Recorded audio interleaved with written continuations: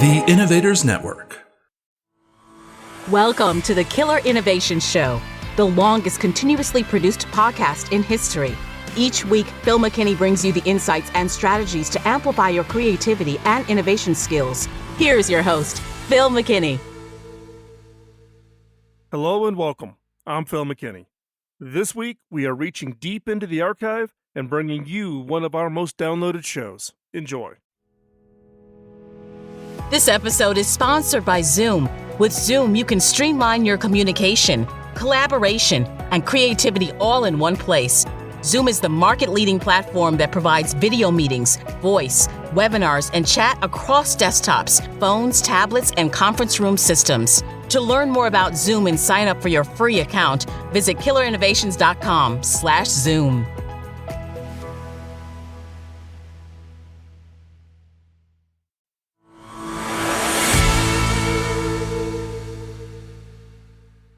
Welcome back to Killer Innovations. I'm back here in the studio working on some new solo shows. We are looking to actually intermix between guests some solo shows.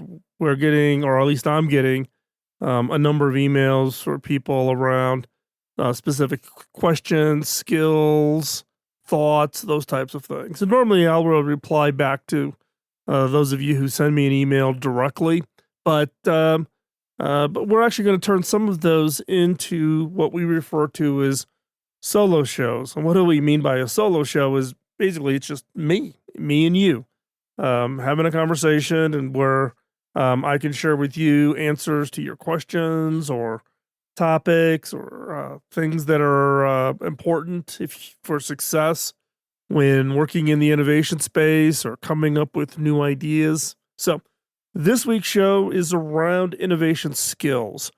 So if you were to collect up kind of the core set of skills that you needed to have to be successful, to be able to be highly creative, to generate those ideas that create those new products and services that allow you to win in whatever it is you're doing, whether it's a for-profit business, a nonprofit, NGO, government agency, small business, large business, U.S.-based, global, multinationals, or a small operator in someplace else in the world. The skill sets are the same. So that's what we're going to talk about in today's show, which is, what are these skill sets? The number one skill set, and I know I've talked about this a lot, and that is you got to have self-confidence. Self-confidence that you are creative. I'm amazed by how many people do not think of themselves as being highly creative. They think it's somebody else's job. My biggest proof point of this is my grandkids. You know, I have 5. The oldest is 7 as of the recording of this episode, down to 3. And, I sit there and I watch how they make things up, and fictional characters or the noises of their little matchbox cars going across the floor. Probably the best poster child of the example is the use of toilet paper rolls. Take an empty toilet paper roll and watch a kid that's 5, 6 years old, how many different ways they can turn that into a toy. And I'm just absolutely amazed. And I guess my frustration around this particular skill is I would argue, and there's been some books written about this by other leading thinkers in the space around creativity, around the negative impact that education has on creativity. If you go into a kindergarten class and ask them, sing me a new song, show me some artwork, you absolutely get flooded with every kid in the kindergarten class wanting to show you something. And now ask that question every year up through high school, and it's fewer and fewer and fewer and fewer. We teach conformity. We teach this, you must, dress the same, act the same. You don't want to stand out. And then you get them through college, and it's all about getting the grade, doing the test. And now to get into the business world, the number one skill set that's ranked by CEOs when they're recruiting for their top talent is what? It's creativity. They are recruiting creativity, the ability to hire somebody who is going to be a catalyst for new ideas that's going to ensure the long-term success of the organization. It's all about creativity. So here we go. We take somebody that we are all naturally born highly creative, beat it out of them, graduate them, tell them to go get a job, and then we ask them to think differently. Don't think like everybody else. Be different. Be a nonconformist. Versus we've just spent the last 16 plus years beating them into submission. This flips into, really this need of bravery as another skill set. Now, the opposite of bravery is not cowardice. The opposite of bravery is conformity. And it ties into this. You need to have the self-confidence that you are creative. That's a skill. It's a mindset. But just because you think it, you have to be brave. You have to go out and apply it. You got to go do something with it. You just cannot, sit back and think about, in your head and not share your ideas, contribute your ideas, encourage others with their own ideas, pull together teams to develop and build upon each other's ideas. That takes bravery. And remember, as I said before, the opposite of bravery is not cowardice. The opposite of bravery, especially when it comes to innovation bravery, is conformity. Getting comfortable that you don't have to look, act, sound, think, and behave like everybody else, that you can go out and strike out and try something new, take some risks, try something that you haven't done before.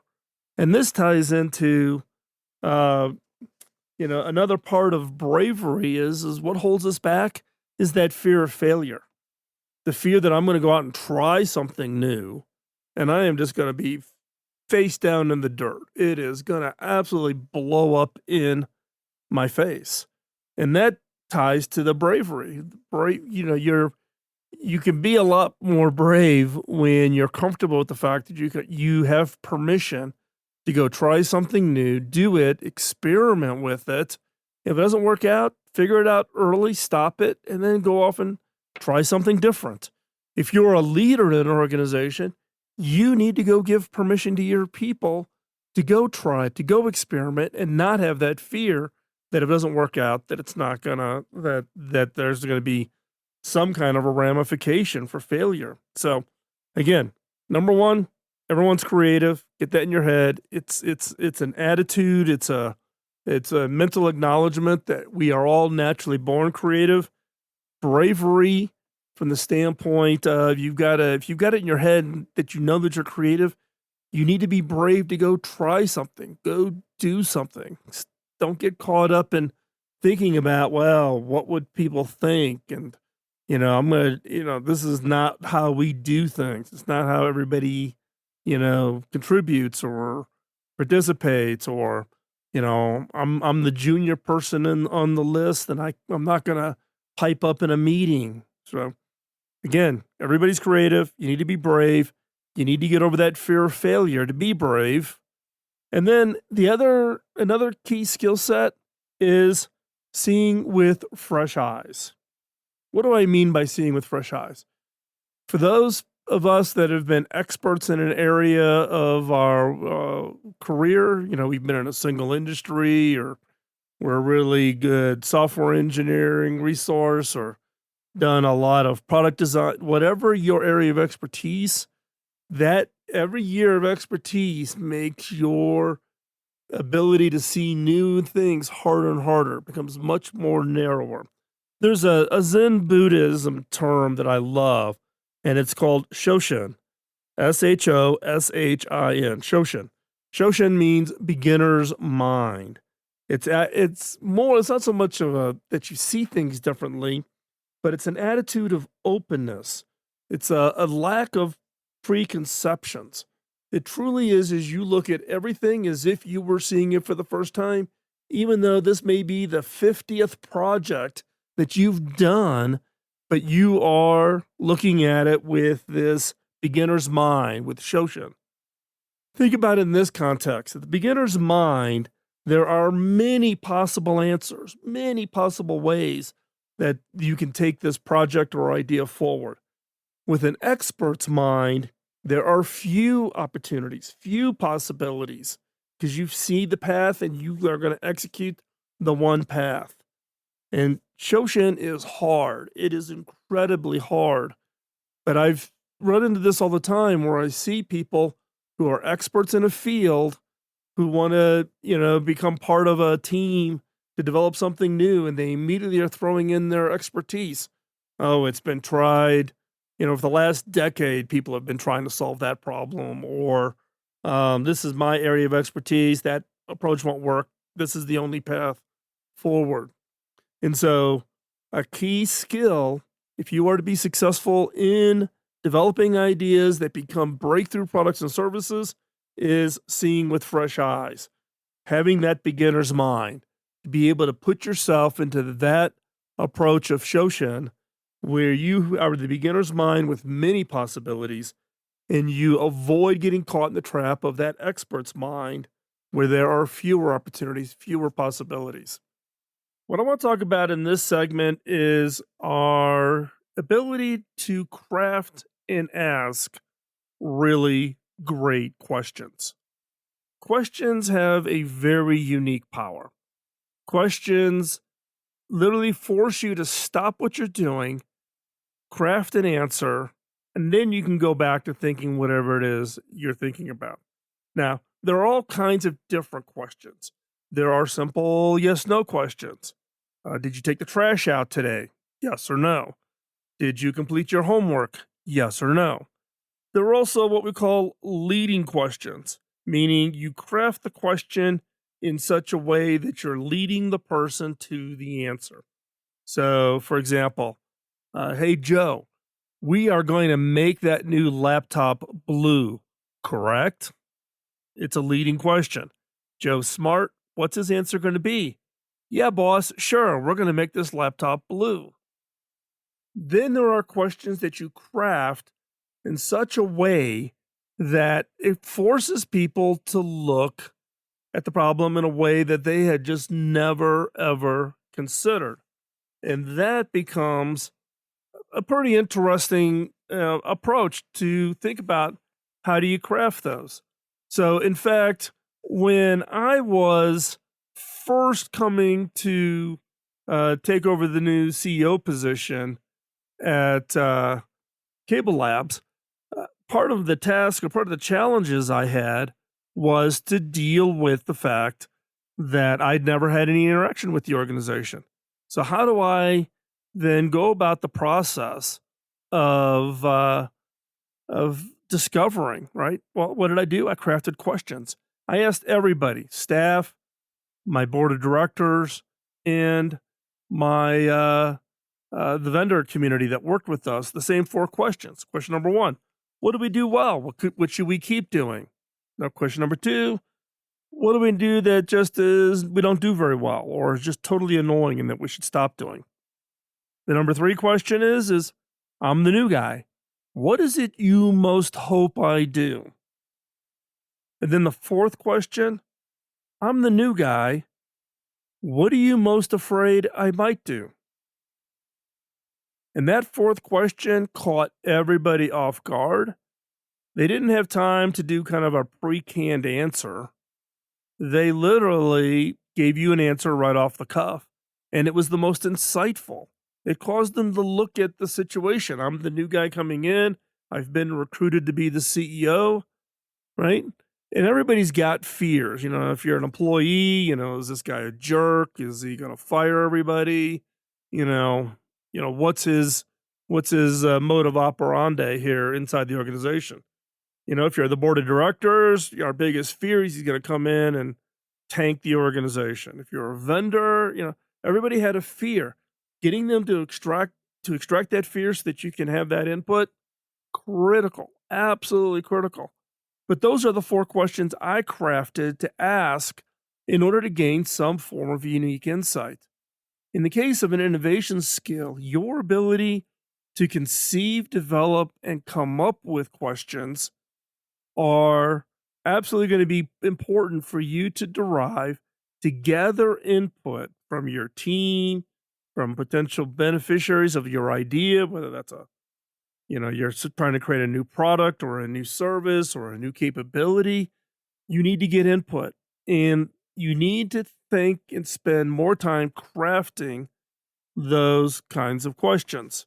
Here, let me give you another example. There's a question, I've asked this 1,000 times in workshops, done it many times on the show, so bear with me.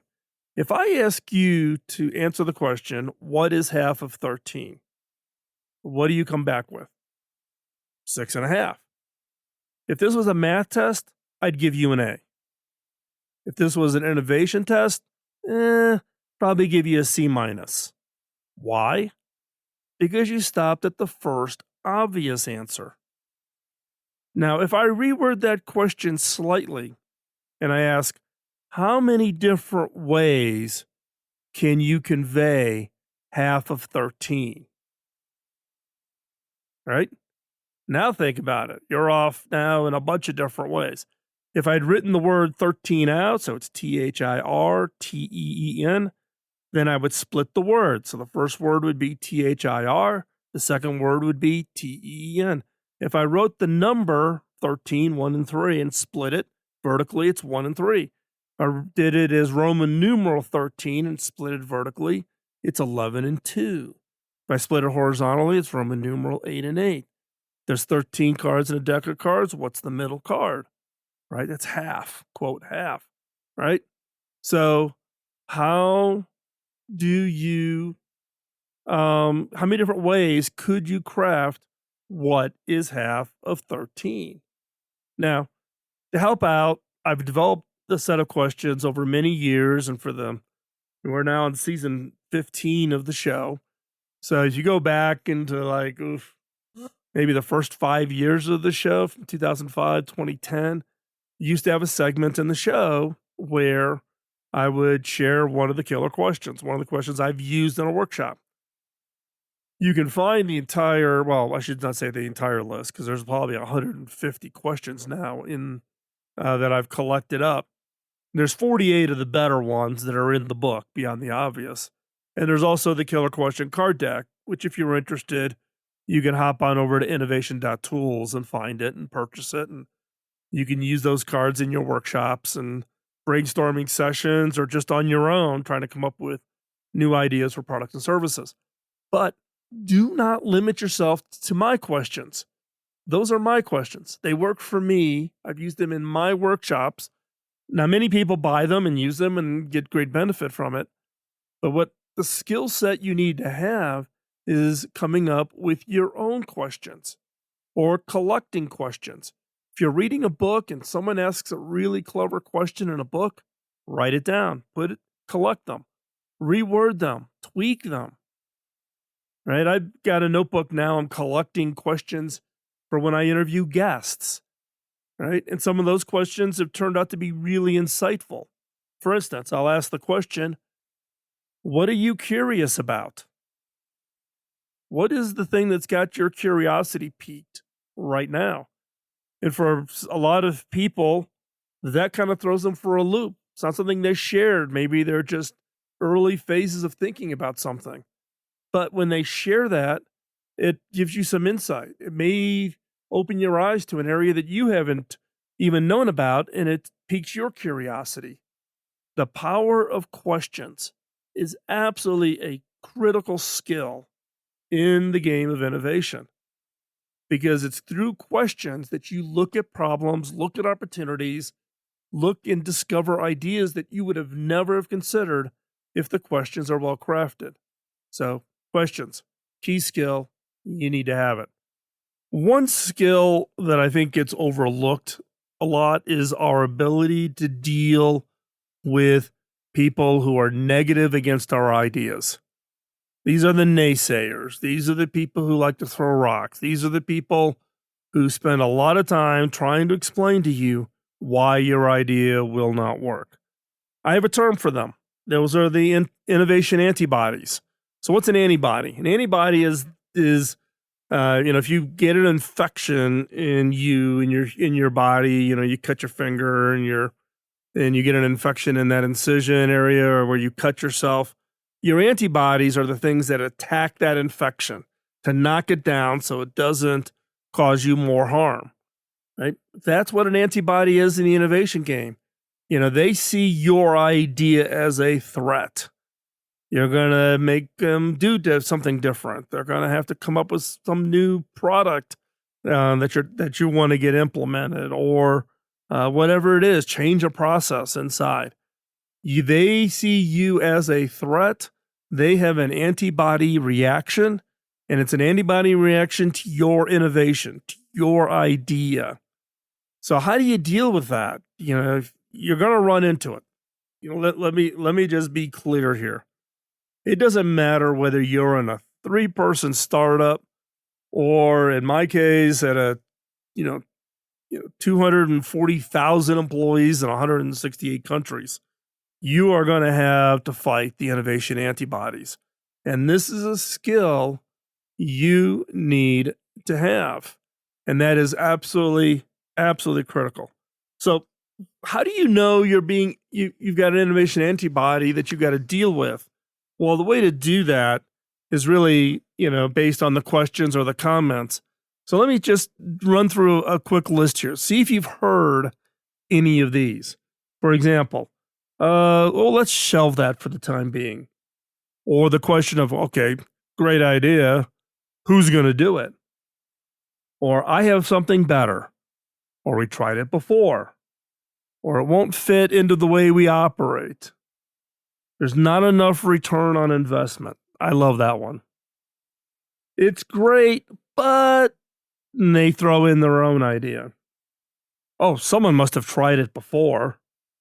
Oh, I thought of that a long time ago.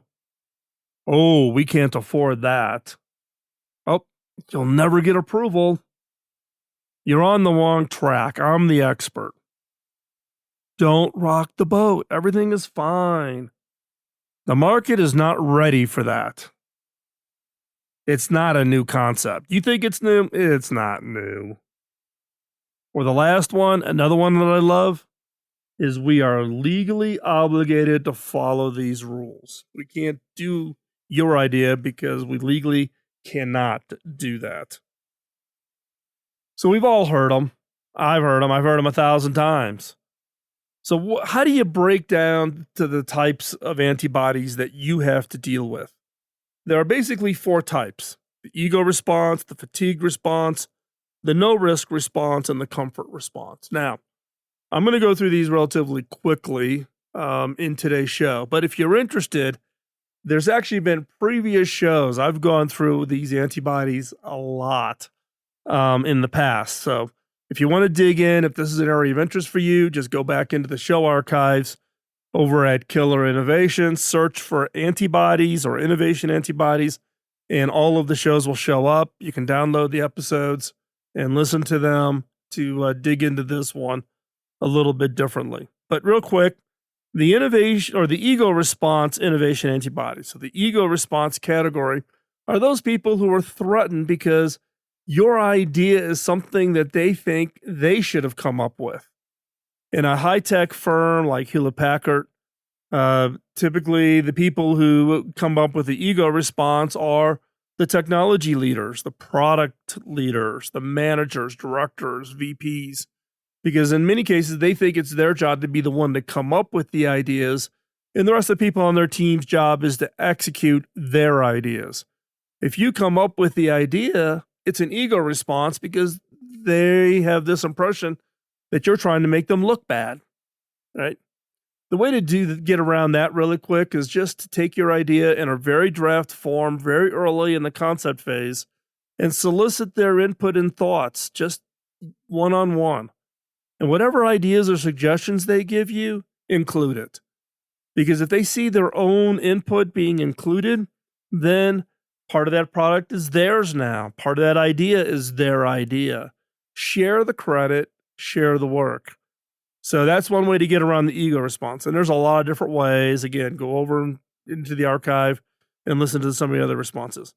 The fatigue response. This is typically those people who will say, ooh, I've tried that before, or I've tried to get approval for ideas like that, and I never could get approval. These are the people who've run against the wall, smack their head, fall down, get up, try to run against the wall again.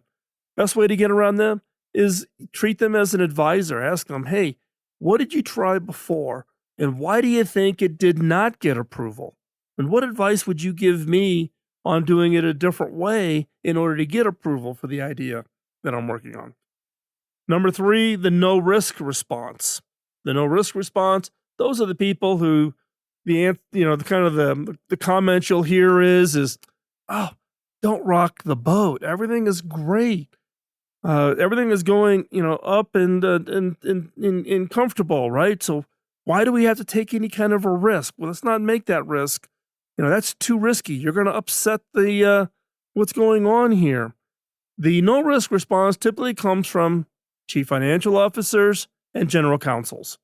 These are the people who, in effect, get paid to manage risk, right? So, hey, everything's fine. We don't need to go crazy on some edge case because that's just too risky for us. The best way to get around that is empathize with the risk.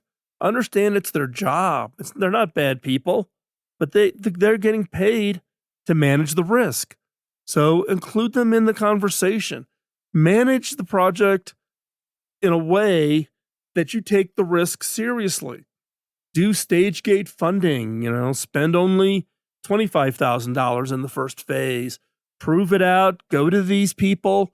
Show them that you're managing the risk appropriately. You're asking good questions to make sure that the project, can be successful before you put more money into it. You need to manage the risk as seriously as they do, even though it's their full-time job. The 4th is the comfort response. These are the people who's like, hey, we're revenue and margin's great. We're cooking it here. We don't need to do anything new. We don't need to come up with something new. The comfort response is the hardest one to get people around. And that is because they don't see a reason to change. But in reality, if you don't change, you become roadkill. My general rule of thumb is I don't care what process or approach or direction any organization that I've been leading is heading. About every 3 to 4 years, we take a big step back and really challenge ourselves to look at everything differently, think about everything differently, change things up, actually stop doing some things and continuing on doing other things. And this may sound crazy, but we may actually even stop things that are actually going okay. Not great, but maybe okay, right? Because if you don't create breathing room, if you don't take things off people's plate, you can't try new things. And if you are a highly successful organization, you got a lot of things that are going on that are doing really, really well. Sometimes you just got to stop them in order to create breathing room to try new things, try new approaches. Comfort response, you almost have to create a crisis. You almost have to show people that things, if we stay on the current path, it may be good now, but it's not going to be good forever. So that's the important part. So again, part of the innovation skill set is dealing with the innovation antibody types: ego response, fatigue response, no risk, comfort. And again, I'll say it one more time. If you're interested in getting into this in more detail, hop on over to killerinnovations.com and look through the archive, and you can find more information about that. But here's the closing 2 questions I want to ask you real quick before we hop out to break. Do you know someone who's an innovation antibody in your organization? Be honest. Who would you point to as your innovation antibody, and what category would you put them in? Now, here's the really important question. Would others call you an innovation antibody? Would they call you one? And if so, what type are you? We're wrapping up today's show talking about innovation skills. What are those skills everyone needs to have in order to really be successful? We've covered a bunch. We've got one key one that I want to cover before we wrap up today's show. And that is around, I don't know what I want to call it, innovation attitude, innovation culture. It applies both to you as an individual, but also a team or organization. So apply it as appropriate given what situation you are in. And it's based on a term that I used called CARE, C-A-R-E. And this is really the key if you think about pulling people together, or you yourself having the attitude to push yourself to develop new ideas. And what do I mean by CARE? First off, the C stands for candor. And candor is really freely and ardently share creative thoughts and ideas. Don't sit back and think, I got this really good idea in my head, or I've written that idea in my idea notebook. Candor. Share your creative thoughts and ideas, and appreciate the candor that positively impacts ideas and innovations. Be respectful, but be honest. Encourage candor amongst yourself. One, you've got an idea. You need to have candor to share that idea, to push it out there, and to get others to provide feedback on it. Yes, you are even inviting them to act as the innovation antibody on your ideas. At the same time, when other people in the organization have candor and they are sharing that with you, they're sharing their ideas, their innovations, or feedback on you, on your idea, have respect, be honest, have a candid conversation. If you don't, and everybody's kind of in their own little corner, in their own little niche, and scribbling in their idea notebook, wow, I got all these really good ideas in my notebook. Guess what? The value of those ideas is zero. Zero. Unless an idea gets made real and turns into an innovation, the value is zero. Candor. Freely and ardently share your creative thoughts and your ideas with others. The A in CARE stands for action. Again, candor is talking about it. Action is act on the ideas. Act on ideas that will impact the organization. Take charge to enable progress, right? Don't be playing the lean back mode, the lean in. It's an innovation skill that is harder to find than it should be. An organization is trying to encourage staff to come up with ideas, and people are willing to, send off an email or maybe submit an idea to a digital suggestion box. Who's going to take the action? Even if it's not your idea, if you see an idea that's really good, that can have an impact, take action. Act on ideas that'll positively impact the organization. Take charge to enable progress. Provide and enable solutions to the issues, big and small. An idea trying to get traction is going to run into roadblocks. Play the role of getting rid of the roadblocks. Action says you would do anything to move this idea forward, to make progress, and to have that positive impact. The third in CARE is R, risk. Understand the uncertainty and the risk associated with trying new ideas, and take calculated risks to break barriers, real or perceived. And trust me, I shouldn't say most, I guess, I'm probably over exaggerating here, but there are a lot of perceived risks that are just not real. Go back to a term I used in my TED Talk. You can go over to TED and find my TED Talk. I talk about fear, false evidence that appears real. False evidence that appears real. F-E-A-R. And in the case of risk, we have these perceived risks that are not real. Frame and quickly learn from your experiments, and then go back and try again. So again, risk. Understand the uncertainty and the risk associated with being innovative, and take calculated risks. Don't let risk be that closing the door. Find a way to manage that risk and push forward. And then the E in CARE is empowered. Entrust both yourself and others to lead these endeavors, to make a difference. Feel like you're empowered.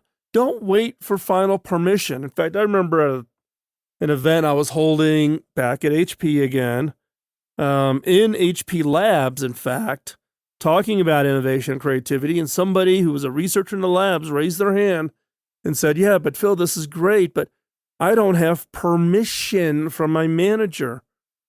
And I did the great Moses standing up, parting the waters, and said in my deepest voice, you now have permission to innovate. And I was shocked by just making that kind of comical, turning into a little fun thing, but actually saying the words, you have permission, changed an entire attitude of a team. Feel empowered, empower others, encourage your leaders to empower people. If you don't, your organization, your teams will not be successful. So again, the key to innovation success, a key skill is to have care, candor, action, risk, empowered. So let me run through again the 6 innovation skills that we've covered in today's show. Number 1, you are creative. You are. Number 2 is to have bravery. Don't let that fear of failure. Be brave. Remember, the opposite of bravery is not cowardice. The opposite of bravery is conformity. The third skill, fresh eyes. Got to have fresh eyes. Number 4, have the skill of creating really good questions, crafting and leveraging the power of questions to uncover new ideas, new opportunities. Number 5, dealing with the innovation antibodies. You have to have that skill to get those antibodies out of the way in order to be successful. And then the last one, number 6, is you need to have that innovation attitude. You need to have that culture, and it's all around care. With that, we're going to wrap up today's show. Check out the show notes over at killerinnovations.com. Love to hear from you. Drop me a note, phil@killerinnovations.com, or hop over to the innovators.community. That's where I hang out. Love to chat with you. Talk to you next week. Bye-bye. Podcasting nonstop since 2005, this has been the Killer Innovation Show on the Innovators Network. This show is distributed by the Innovators Network. For more information and other great shows and content, visit theinnovators.network.